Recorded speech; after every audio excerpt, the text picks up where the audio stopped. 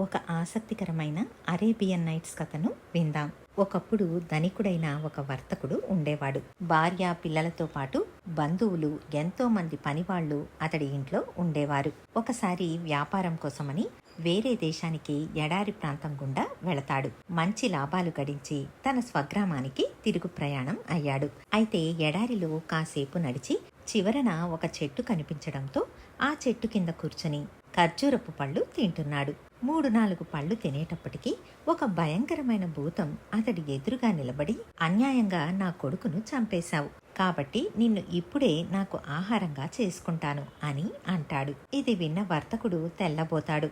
తరువాత కాస్త ధైర్యం తెచ్చుకుని ఆ కనిపిస్తున్న వింత జీవితో, అయ్యా, నేను ఈ ఎడారి ప్రాంతంలో మనిషిని కాదు కదా, ఒక్క జీవిని కూడా చూడలేదు, నేను చంపడమేంటి, మీరు పొరబడినట్టు ఉన్నారు అని అంటాడు. దానికా భూతం, నువ్వే చంపావు, నువ్వు విసిరివేసిన ఖర్జూరపు గింజ ఇక్కడే అదృశ్య రూపంలో తిరుగుతున్న నా కొడుకు కంటికి తగిలింది. నా కొడుకు చాలా సుకుమారుడు, అది తగలగానే చనిపోయాడు, కాబట్టి నిన్నిప్పుడు వదిలే ప్రశ్నే లేదు అని అంటుంది. ఇది విన్న వర్తకుడు వణికిపోతూ, అయ్యా, నేను వ్యాపార నిమిత్తం నా స్వగ్రామం వదిలి చాలా రోజులు అయ్యింది. నా కోసం నా భార్యా పిల్లలు, బంధువులు అందరూ ఎదురు చూస్తూ ఉంటారు. కాస్త కనికరం చూపి నన్ను వదిలిపెట్టావంటే వాళ్లకు విషయం చెప్పి అన్ని విషయాలు చక్కబెట్టి మళ్లీ నీ వద్దకు వస్తాను అని అంటాడు. ఇది విన్న భూతం కాసేపు ఆలోచించి, సరే, మళ్ళీ ఎప్పుడు వస్తావ్ అని అడుగుతుంది. దానికి ఆ వర్తకుడు, 1 సంవత్సరానికి సరిగ్గా నీ ముందు ఉంటాను అని అంటాడు. అప్పుడు భూతం, సరే వెళ్ళు, అయితే ఒక్కటి గుర్తించుకో, అన్న మాట ప్రకారం నువ్వు సరిగ్గా ఆ రోజు రాకపోతే నేను మీ స్వగ్రామానికి వచ్చి నిన్ను, నీతో పాటు నీ పరివారాన్నంతా తింటాను, ఇది గుర్తుపెట్టుకో అని హెచ్చరిస్తుంది. వర్తకుడు భూతానికి కృతజ్ఞతలు చెప్పుకుని అక్కడ్నుంచి ఇంటికి చేరుకుంటాడు. వర్తకుడి రాకతో అందరూ సంభ్రమంగా పండుగ చేసుకుంటున్నారు. అయితే వర్తకుడు మాత్రం ముభావంగానే ఉన్నాడు. భూతం చెప్పిన గడువు దగ్గరకు రావడంతో వర్తకుడు మరింత బాధపడుతున్నాడు. ఇది గమనించిన భార్య విషయం ఏంటని అడుగుతుంది. జరిగిందంతా చెబుతాడు వర్తకుడు.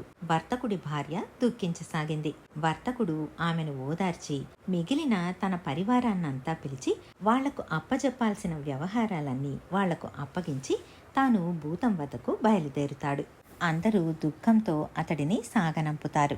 వర్తకుడు ఆ చెట్టు వద్దకు చేరుకుని ఆ చెట్టు కింద గుప్పెడు దుఃఖంతో కూర్చొని ఉంటాడు. ఇంతలో అటుగా ఒక వ్యక్తి ఒక కుక్కను చేతిలో పెట్టుకుని వస్తాడు.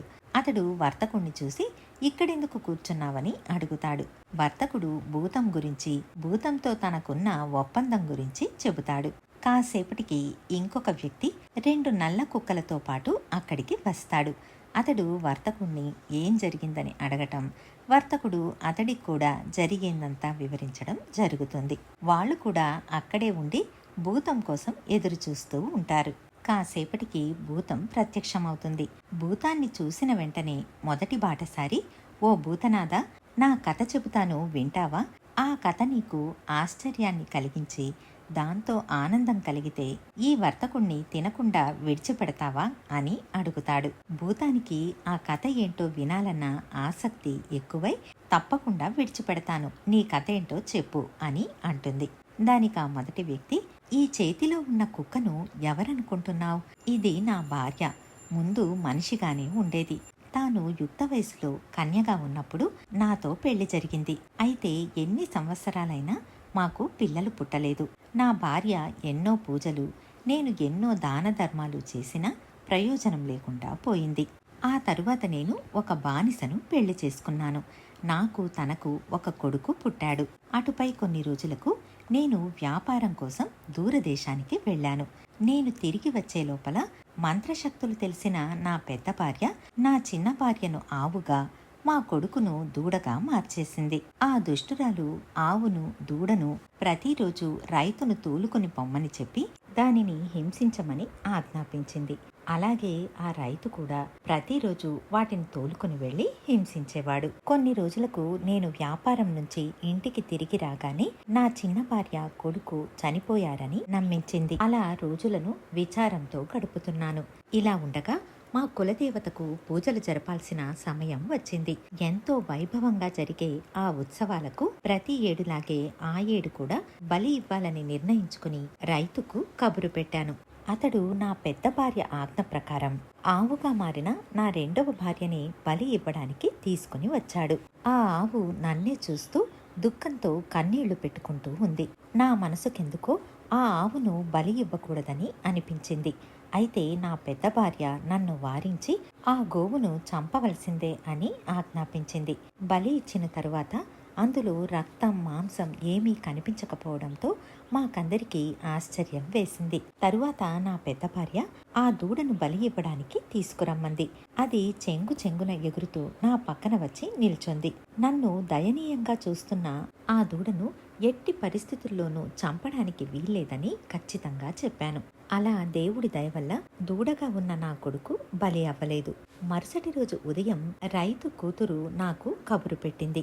నేను తన వద్దకు వెళ్ళగానే ఆ పిల్ల, బాబు, నాకు కూడా ఇంద్రజాల విద్యలు తెలుసు.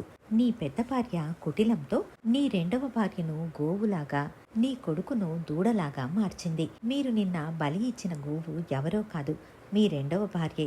మిగిలి ఉన్న ఈ దూడ మీ కొడుకు. నేను ఈ దూడను మీ కొడుకులాగా మార్చగలను. అయితే దానికి ప్రతిఫలంగా మీరొకటి చెయ్యాల్సి ఉంటుంది. అదేంటంటే, నేను మీ కొడుకును ఇష్టపడుతున్నాను. అతడిని నాకిచ్చి వివాహం జరిపించాలి. అలాగే దుష్టురాలైన మీ పెద్ద భార్యను శిక్షించాలి అని అడిగింది. దానికి నేను ఒప్పుకోవడంతో ఆ పిల్ల నీళ్లు తెచ్చి మంత్రించి దానిని దూడపై చల్లింది. వెంటనే దూడ నా కొడుకులాగా మారిపోయి నన్ను సంతోషంతో కౌగలించుకున్నాడు. అటుపై ఒక మంచి ముహూర్తం చూసి రైతు కూతురుకి నా కొడుక్కి ఘనంగా వివాహాన్ని జరిపించాను. వాళ్ళిద్దరూ ఎంతో సంతోషంగా జీవితాన్ని గడుపుతున్నారు. కొన్నేళ్లు గడిచాక దురదృష్టవశాత్తు నా కోడలికి ఏదో వ్యాధి సోకి మరణించింది. ఆమె చనిపోయిందన్న బాధలో నా కొడుకు దుఃఖంలో ఎక్కడికో వెళ్ళిపోయాడు. నా కోడలి వల్ల కుక్కగా మారిపోయిన నా పెద్ద భార్యను ఇంటి వద్ద వదిలితే ఏదైనా ప్రమాదం జరుగుతుందేమోనని నేనెక్కడికి వెళితే అక్కడికి నాతో పాటు తీసుకుని వెళుతూ ఉంటాను. ఇది నా కథ అని ముగిస్తాడు. ఈ కథంతా విన్న భూతం, నీ కథ నిజంగానే విస్మయం చెందేలాగా ఉంది. నీ కథ విన్న తర్వాత ఈ వర్తకుడిని సగం క్షమించాను అని అంటుంది. అప్పుడు రెండవ బాటసారి, భూతనాథ, అయితే నా కథను కూడా విను అని ప్రారంభిస్తాడు. నాతో పాటు ఉన్న ఈ రెండు నల్ల కుక్కలు ఎవరనుకుంటున్నావు? ఈ రెండు ఎవరో కాదు, స్వయంగా నా అన్నలే. మా నాన్న పెద్ద వర్తకుడు. తాను మరణించే ముందు తన ఆస్తిని 3 భాగాలుగా చేసి మా ముగ్గురికి పంచాడు. మేం ముగ్గురం వ్యాపారాలను ప్రారంభించాం. అన్నలిద్దరూ వ్యాపారం కోసమని దూరదేశానికి వెళ్లారు. ఇలా కొన్ని రోజులు గడిచాక ఒకసారి నా వద్దకు హీన స్థితిలో ఉన్న ఒక వ్యక్తి వచ్చి ఏదైనా సహాయం చెయ్యమని అడిగాడు. దానికి నేను ఆ భగవంతుణ్ణి ప్రార్థించమని, అతడే మనందరికీ సహాయం చేస్తాడని చెప్పాను. అటుపై ఆ వ్యక్తి, అయ్యో, విధి ఎంత విచిత్రమైనది, అయితే నువ్వు నన్ను గుర్తుపట్టలేదన్నమాట అని అన్నాడు. ఆ మాటలు విన్న నేను ఎవరితడు అని పరీక్షగా చూశాను. తీరా చూస్తే అతడు ఎవరో కాదు, మా పెద్దన్నయ్య. వ్యాపారంలో నష్టపోయి ఆ స్థితికి చేరుకున్నాడు. నేను అతడిని సాదరంగా ఆహ్వానించి ఇంటి లోపలికి తీసుకెళ్లి స్నానపానాదులు చేయించి మంచి బట్టలు ఇచ్చి భోజనం పెట్టించి నాకు వ్యాపారంలో ఆ సంవత్సరం కలిగిన లాభాలలో 3వ వంతు అతడికి ఇచ్చాను. అతడు మళ్లీ తన వ్యాపారాన్ని ప్రారంభించాడు. ఇలా కొన్ని రోజులు గడిచాక నా రెండవ అన్న కూడా వ్యాపారంలో నష్టపోయి అదే దీనస్థితిలో నన్ను చేరుకున్నాడు. అతడికి కూడా 1లో 3వ వంతు ధనమిచ్చి వ్యాపారం చేసుకోమని పంపించాను.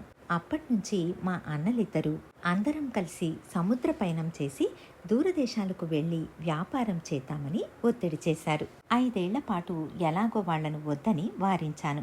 వాళ్ళు మళ్లీ అడగటంతో ఇక తప్పదని ఒప్పుకున్నాను. నా దగ్గర ఉన్న ధనాన్ని ఒకచోట భద్రంగా దాచి ఖర్చులకు కావలసిన ధనాన్ని తీసుకుని అమ్మటానికి సరుకులను నౌకలో వేసుకుని ప్రయాణం సాగించాం. గమ్యస్థానానికి చేరుకుని వ్యాపారాన్ని ప్రారంభించాం. అక్కడ కూడా వ్యాపారం బాగా జరిగి నేను ఎంతో ధనాన్ని గడించాను.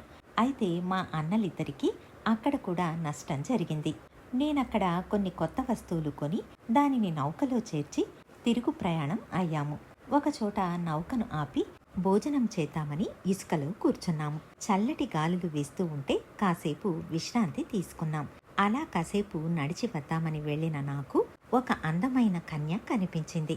దేవతా స్త్రీలా కనిపిస్తున్న ఆ పిల్లను చూసి ఆశ్చర్యపోయాను. ఇంతలో ఆ కన్య నా వద్దకు వచ్చి, నేను చాలా పేదరికంలో ఉన్నాను, నన్ను సంరక్షిస్తావా అని అడిగింది. ఆమె సౌందర్యానికి ఆకర్షితుడై నన్ను పెళ్లి చేసుకుంటావా అని అడిగాను. దానికామె ఒప్పుకుంది. తరువాత ఆమెతో పాటు వెళ్ళి నా సోదరులకు ఆమెను పరిచయం చేసి నౌకలో ప్రయాణాన్ని కొనసాగించాం. అప్పటికే నా మీద అసూయతో ఉన్న మా అన్నలకు ఇప్పుడు మరింత అసూయ కలిగింది. రాత్రి నేను మంచి నిద్రలో ఉన్నప్పుడు నన్ను నౌకలో నుంచి నీటిలోనికి తోసేస్తారు. మానవ అతీత శక్తులు కలిగిన నా భార్య వెంటనే తాను కూడా నీళ్లలో పడి నన్ను రక్షించింది. మేమిద్దరము ఒక తీరాన్ని చేరుకున్నాం. అది ఒక దీవి. ఆ దీవిలో ఒక మందిరం ఉంది. ఆ మందిరంలో మేమిద్దరం కొంతకాలం సంతోషంగా జీవించాం. అటుపై ఒకరోజు నా భార్య, నాథ, నేను దేవతను, నీ అందాన్ని చూసి నిన్ను ఇష్టపడి పెళ్లి చేసుకున్నాను. ఇక నేను మా లోకానికి వెళ్ళాలి. అయితే వెళ్లే ముందు నిన్ను నీ ప్రదేశానికి చేర్చి దుష్టులైన మీ అన్నలను శపించి వెళతాను అని చెప్పి నన్ను ఇంటి వద్ద వదిలి మీ అన్నలను నల్లటి కుక్కలుగా మార్చాను. 5 సంవత్సరాల పాటు వాళ్ళు ఇలా ఉండవలసిందే. 5 సంవత్సరాల తరువాత వాళ్లకు పూర్వపు రూపాన్ని ప్రసాదిస్తాను అని చెప్పి మాయమయ్యింది. ఈ రోజుకి 5 సంవత్సరాలు పూర్తి అయ్యిందని వీళ్లను వెంటబెట్టుకుని ఆ దేవతను వెతుకుతూ వచ్చాను అని చెబుతాడు. ఈ కథ కూడా భూతానికి ఎంతో నచ్చడంతో వర్తకుడి మరో సగం శిక్షను కూడా రద్దు చేస్తున్నానని చెప్పి వర్తకుడిని వదిలేస్తాడు. వర్తకుడు ఎంతో సంతోషించి తన ప్రాణాలను కాపాడిన ఆ 2 బాటసారులకు కృతజ్ఞతలు తెలిపి తన ఇంటికి బయలుదేరి వెళతాడు. ఇదండి కథ. మళ్ళీ మరొక మంచి కథతో మీ ముందుంటాను. ధన్యవాదాలు.